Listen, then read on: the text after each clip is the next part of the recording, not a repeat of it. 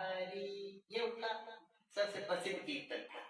भक्तमाल में उनकी कथा है। उनका नाम है हिम्मतदास। क्या नाम है?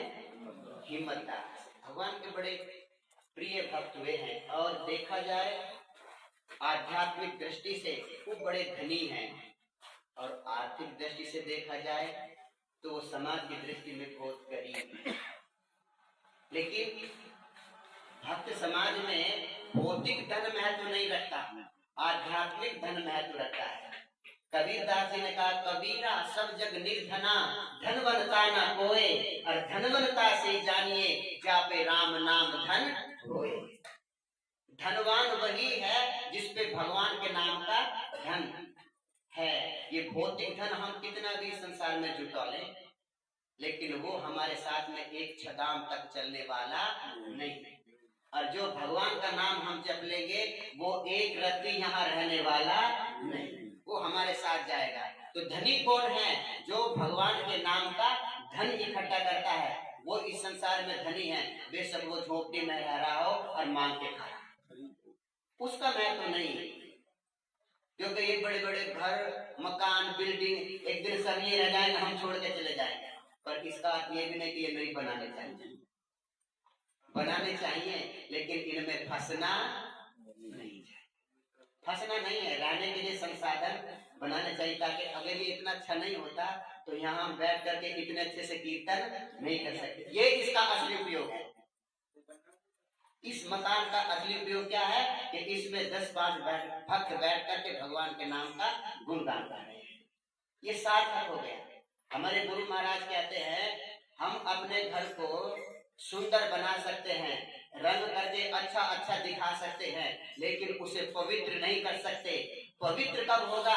जब उसमें बैठ के भगवान के भक्त नाम का कीर्तन करेंगे। हरे कृष्णा कृष्णा कृष्णा हरे हरे, हरे राम राम राम हरे हरे। उस दिन पवित्र होगा, क्योंकि भगवान का नाम है पतित पावन, वो पावन करने वाला है। तो ऐसे भगवान के भक्त हुए हैं हिम्मतदास। संत से घर में ज्यादा धन की व्यवस्था नहीं है, फिर भी अगर कोई संत आ जाता है तो जी जान झोंक देते हैं उसकी सेवा करने के लिए। कबीरदास जी ने कहा है, जिस घर संत न पूजिए और ठाकुर सेवा नाही।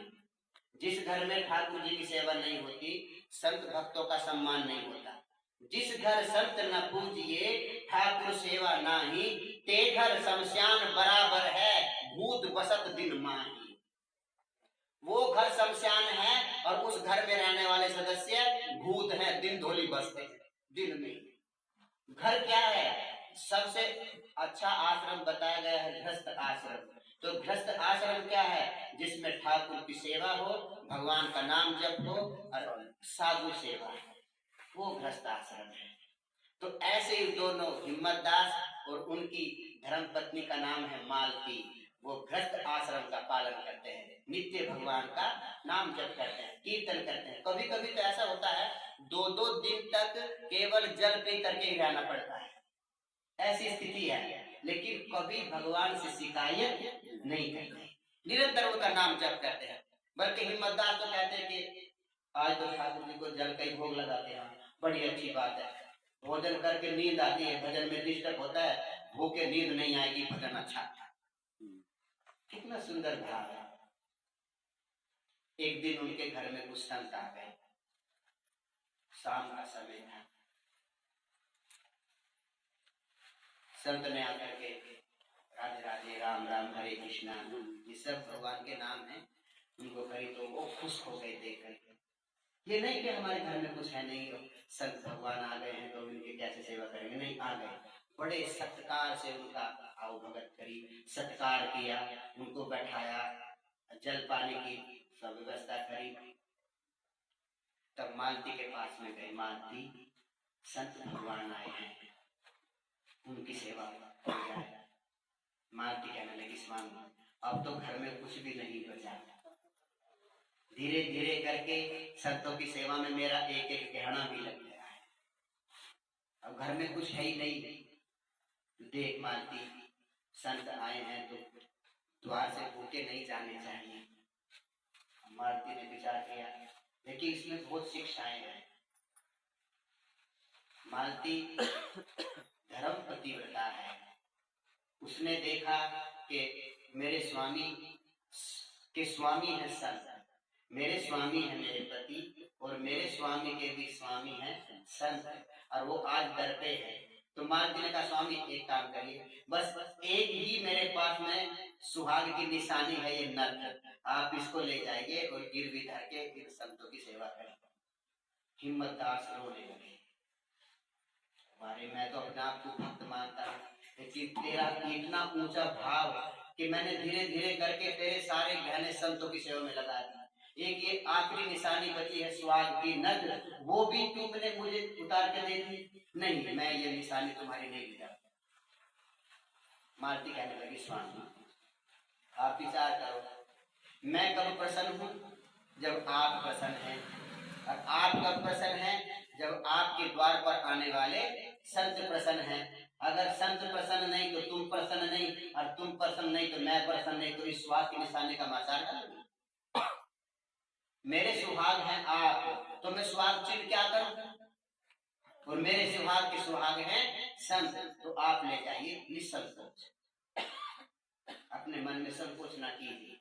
अब हिम्मतदार जी बड़ा थोड़ा सा नहीं, हिम्मत बड़ा हिम्मतदार जी, और लेकर के नद को पहुंचे। उस समय में दुकान को जो लाला जी थे, उनका नाम है महेश्वरी, जो बनिए लोग होते हैं उनमें महेश्वरी ऐसे कुछ करके होते हैं अलग अलग। तो उन्होंने, अरे महेश्वरी रुको रुको, दुकान मत बढ़ाओ। वो जल्दी जल्दी बढ़ाने लगा, क्यों जानते थे कि हिम्मतदार सारे तो पहले बहुत पैसा है, फिर उधार लेने आ गया तो जल्दी और बढ़ाने लगा। अरे रुको रुको महेश्वरी रुको, बंद मत कर। बोले क्या है? अरे भाई कुछ सामान दे। अरे पहला तो चुकता किया नहीं, फिर लेने आ गया, नहीं मिलेगा जा। अरे नहीं, चुकता करने। तब उसको लगा के कुछ लिया है पैसे, तो नद ले जाके दे दी कि ये अपना पिछला काट, आगे को दे दे। अब उसने वो नथ रख ली, उसमें जो कुछ बकाया था वो काट कूट के जो बचा वो लिख करके गुट्ठा लगवा लिया, और बाकी सामान आगे को दे दिया।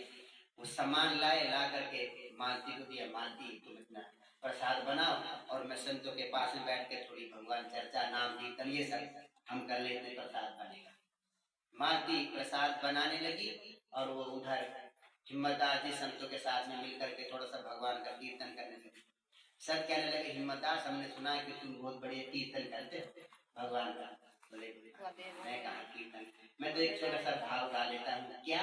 श्याम मेरो चंदा चकोरी श्यामा प्यारी, चकोरी श्यामा प्यारी, चकोरी श्यामा प्यारी, श्याम मेरो चंदा चकोरी श्यामा प्यार। ये गाते गाते भाव विभोर हो गए, आंख बंद हो गई, संत भी भाव में डूब गए। मालती ने आवाज लगे, स्वामी प्रसाद तैयार।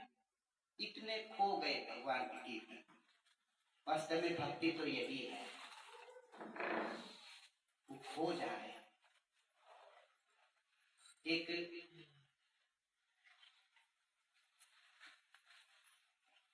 मोल वो थे, मुसलमान होते हैं, वो रास्ते में नमाज पढ़ रहे थे, कहीं भी पढ़ने लगते हैं। तो एक प्रेमिका थी जो अपने प्रेमी से मिलने जा रही थी संध्या के समय।